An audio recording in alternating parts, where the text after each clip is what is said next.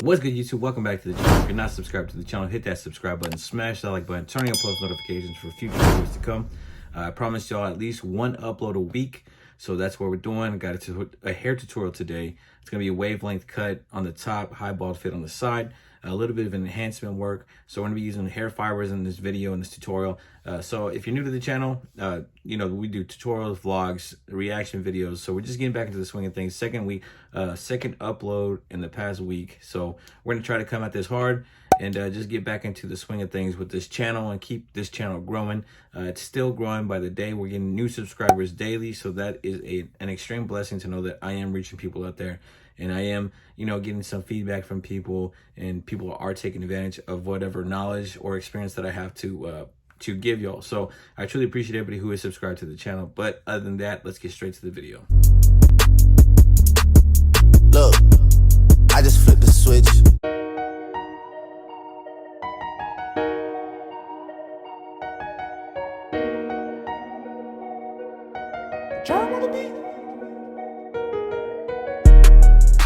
What's good, YouTube? Welcome back to the channel. We're back in here with another tutorial. This is going to be a high bald fade, wavelength on the top. As you can see here, we got the before picture video of the haircut. This is what we're working with, and we're just going to completely transform my man right here and just get him back in the game. Now I got the wide tooth part of my comb, and I am just going through this hair and laying down these waves the way they need to lay down. A lot of times clients struggle with the wave pattern and with brushing and combing their hair from their crown, so I'm just ensuring that I get this laid down properly, and this is just going to be the base work, the foundation work that we use before we actually get to the haircut. Now you want to make sure that you are taking your time and finding out the growth pattern. That way you're not, balding out your client or patching your client. And then after we do that, we're going to take our Babyliss Skeleton Low Cutted Barber Influence Edition FX trimmers with the 245 power clip. We're just going to go ahead and bald out, make our initial bald line, and then get that all balded out underneath. Now these FX trimmers are straight out the box. Didn't have to do much with them. They are hitters right outside the box. So if you haven't seen my review on these ones, go check those out and let me know what you think. If you do have them, let me know what you think about them. Let me know how you feel they operate. In my opinion, I feel like they're the best trimmers out right now. But those GTX Exos just came out, so I might have to cop those too, but we'll see about those. But we have the Wall Cordless Senior. We're going to go ahead and make our first panel of hair to fade into. We got that no guard lever open, creating a panel of hair to fade into. Once we get that panel created, we're going to go ahead and close the lever all the way and start etching at that line until we get it completely knocked out. And the process to do this, you are going to open the clipper a little bit of open the lever slightly, fade up, open the lever slightly, fade up until we get that all completely faded out. Now this is just a consistent method that you can use to make sure that you get blurry blends to ensure that you have consistency in your haircuts. Now you can see here, there's all types of, different ways the hair grows. So you want to make sure that you are brushing the hair, so that way you can get the hair fed against the grain into the blade of the clipper. So fade, brush, fade, brush, fade, brush, and that'll ensure that you have the hair laid down properly. Because once you do start fading up, the blade and the guards, they will push that hair aside, and you want to make sure that you are getting everything evenly cut. So we have that one guard on there, lever closed, and we're making another panel of hair to fade into. And once we get this panel of hair created, what we will do is revert back to the half guard and begin to lever play with that. Now we gotta open the lever slightly, fade up, open the lever slightly, fade up to get that knocked out, just like we did with the no guard lever open and then the no guard lever play.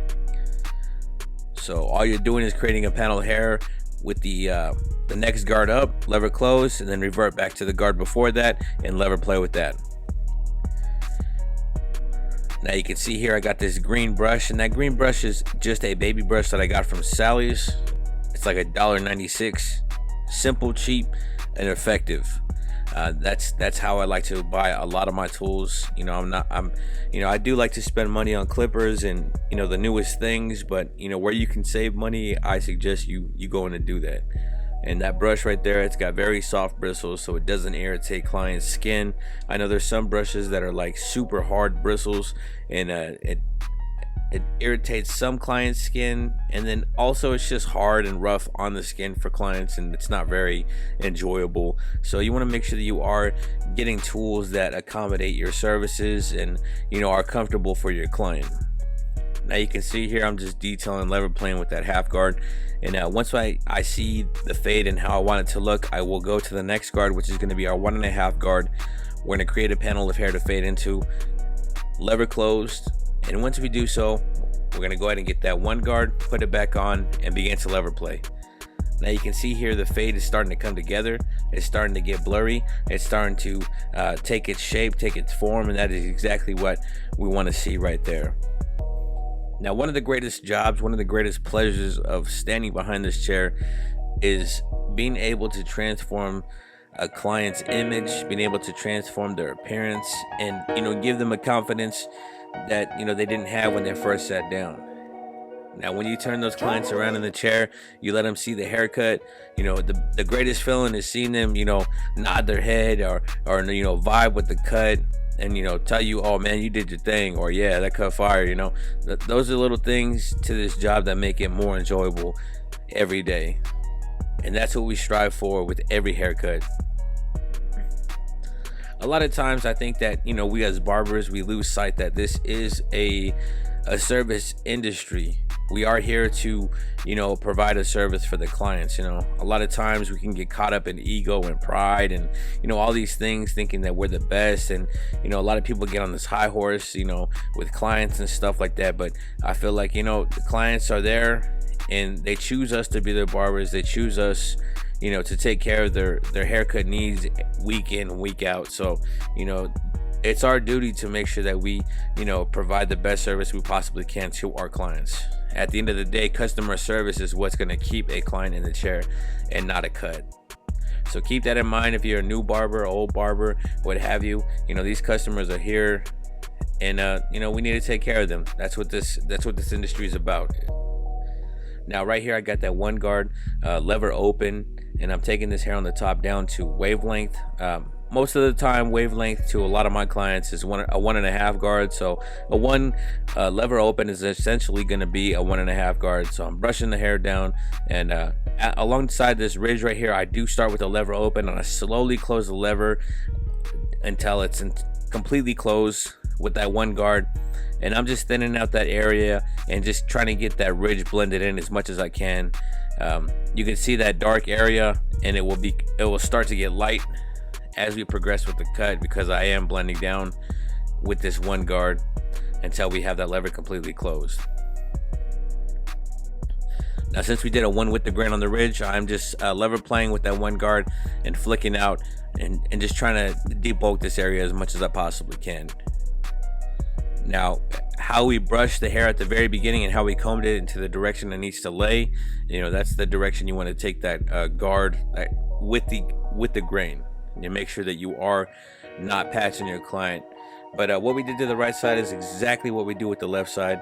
Nothing different. Nothing's going to change. You're going to follow the same process until you are comfortable, until you are satisfied with the haircut, with the blend that you had on the other side with the left side. Now I'm just going to go ahead and tie both ends together right here. A lot of times, I see a tutorial, and a lot of times people don't include the back end of the haircut, and that is a crucial part. The client may not be able to see it right away, but your client is a walking billboard, so you want to make sure that you are taking every consideration. You're seeing every aspect of the haircut, because somebody will see that. They could be on a bus, or they could be sitting at a sporting event, and someone's going to see the backside of that haircut. So you want to make sure you're taking care of even the little things that your client may not see, because at the end of the day, that is your billboard, that is your advertisement, and you want to make sure that you are getting your work advertised properly. So exactly what we did to the right side and the left side is how we're going to bridge this area together in the back.